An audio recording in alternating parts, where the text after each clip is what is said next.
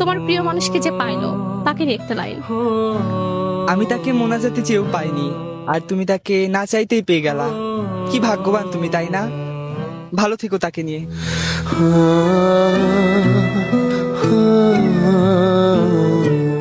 তোমার প্রিয় মানুষকে যে পাইলো তাকে নিয়ে একটা লাইন।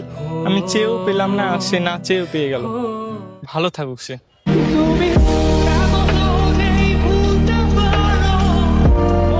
আপনার প্রিয় মানুষকে যে পাইছে তারই নিয়ে একটা লাইন। সে অনেক লাকি, কজ আমার প্রিয় মানুষটা আমি এত করে চেয়ে পাইনি, বাট সে না চেয়েতেই পেয়ে গেছে।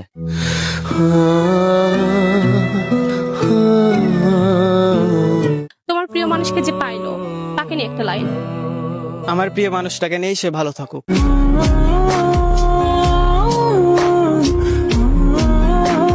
তো এখন আমার সামনে আছে একটা ভাইয়া ভাইয়াকে একটা প্রশ্ন করতে চাই, সেটা হচ্ছে আপনার প্রিয় মানুষকে যে পাইলো তাকে নিয়ে একটা লাইন।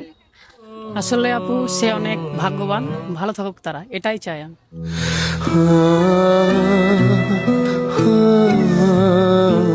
তো এখন আমার সামনে আছে একটা ভাইয়া ভাইয়াকে একটা প্রশ্ন করতে চাই, সেটা হচ্ছে তোমার প্রিয় মানুষকে যে পাইলো তাকে নিয়ে একটা লাইন।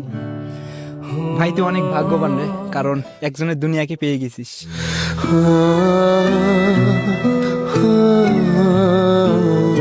সো এখন আমার সামনে আছে একটা ভাইয়া ভাইয়াকে একটা প্রশ্ন করতে চাই, সেটা হচ্ছে তোমার প্রিয় মানুষকে যে পাইলো তাকে নিয়ে একটা লাইন।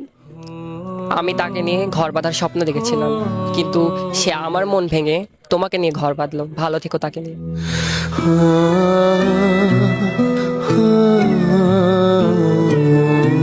তো এখন আমার সামনে আছে একটা ভাইয়া ভাইয়াকে একটা প্রশ্ন করতে চাই, সেটা হচ্ছে তোমার প্রিয় মানুষকে যে পাইলো তাকে নিয়ে একটা লাইন। ভাই তোর সেকেন্ড হ্যান্ড জিনিস ইউজ করার স্বভাব, তুই ওখানে ভালোই থাকিস।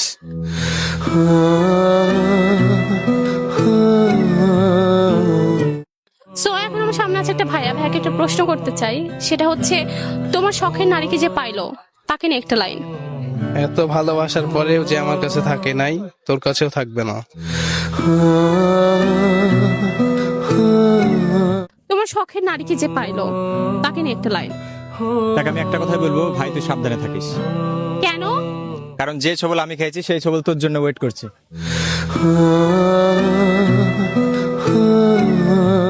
আচ্ছা আপু, এই যে তুমি সবাইকে জিজ্ঞেস করতেছো, তাহলে তুমিই বলো তোমার শখের মানুষকে যে পাইলো তাকে নিয়ে একটা লাইন। এত ভালোবাসার পরেও যে আমার হয়ে থাকে নাই, সে তোমার হয়েও থাকবে না।